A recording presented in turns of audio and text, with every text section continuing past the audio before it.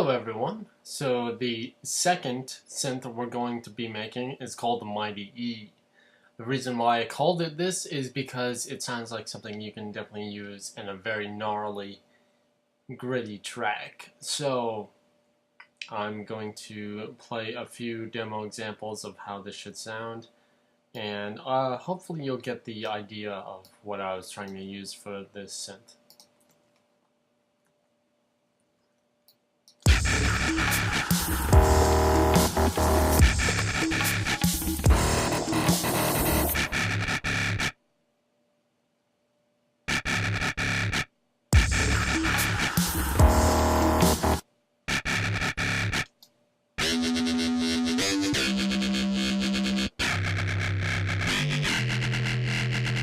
So it's very, very gritty, as you can tell. So I'm going to create a combinator.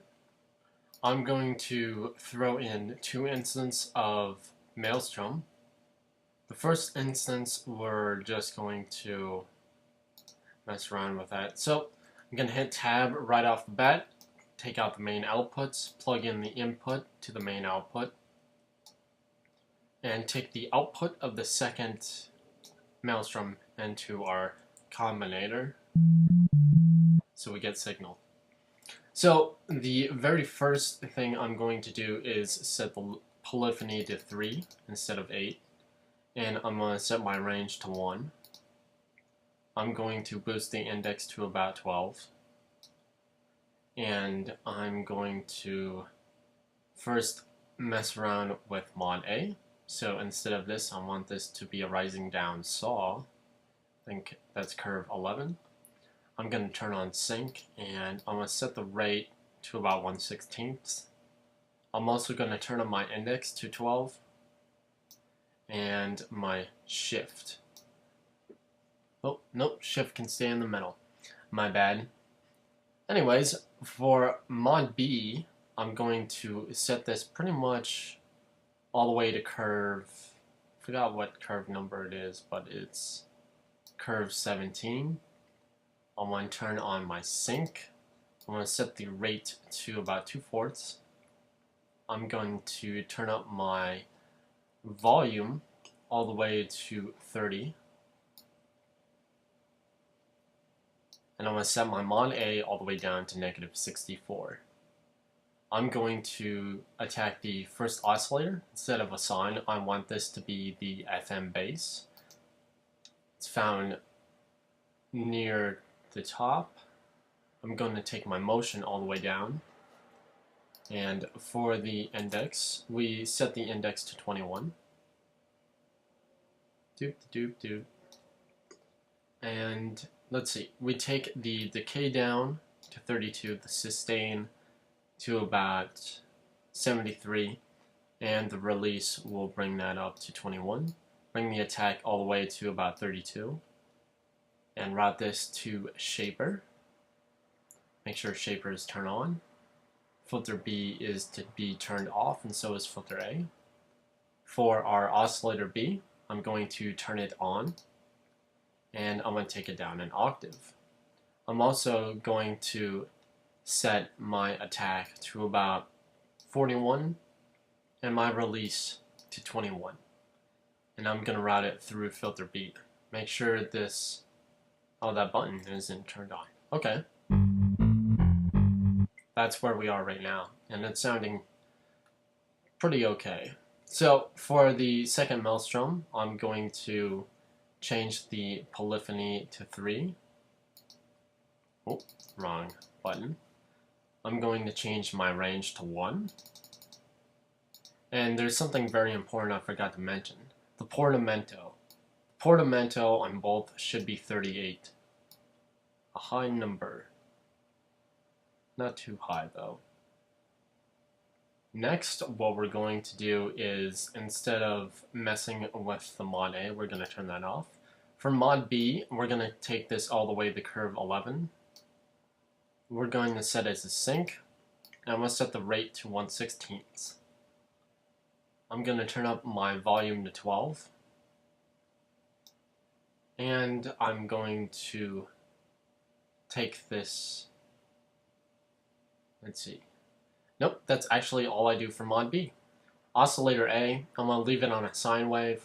I want to take it down 2 octaves, and that's all I'm going to be doing. Now if I change the mod wheel, I also forgot to turn up the amount of the shaper on our first maelstrom. The amount is supposed to be 77. My bad. So we're in the right ballpark. Let me just make sure I am not forgetting anything. Envelope is turned on for everything. The shaper, the routings. Yeah, so I'm not too keen on what's going on. Oh, our maelstrom for our mod B needs to be set to A, because we're modulating this. We don't want to modulate oscillator B. My bad. I still didn't change the muffleness. So, I'm going to take off filter B and filter A. Yep, that's my bad. And I'm going to turn on shaper, and I'm going to set the amount to be 77.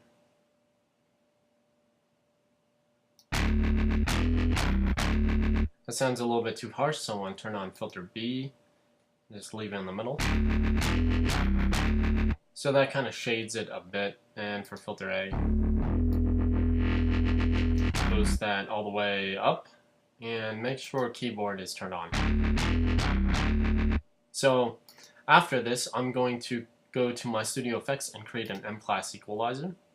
I'm going to turn on low cut. I'm going to set my first frequency to 1.106 kilohertz. 106.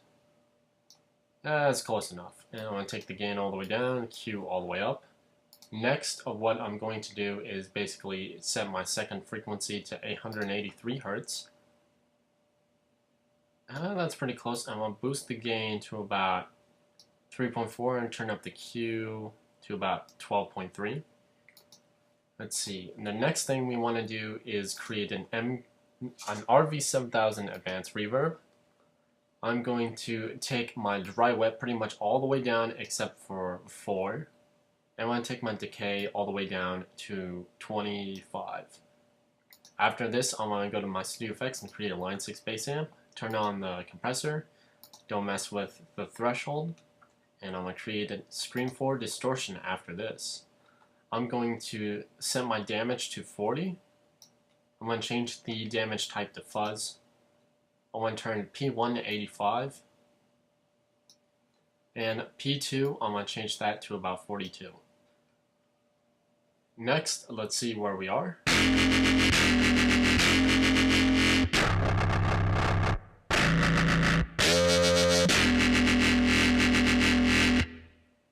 In the right ballpark. Now, if you don't have the soft tube saturation knob, but if you do, turn it up to 3.4 and set it to low. But let's say you don't have this. So I'm going to go to my studio effects and create a foldback distortion. I'm going to set the foldback distortion to about 17, and for the amount, I'm going to set that to 29. It gives it a nice, richer, same texture as the soft tube, just not quite as full.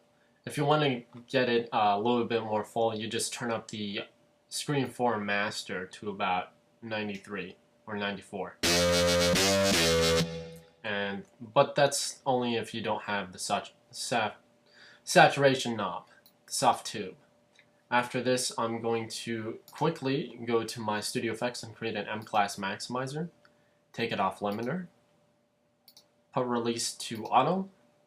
Turn on soft clip and set the amount all the way to full, and you guys should have your very own I think it's called Mighty E synth.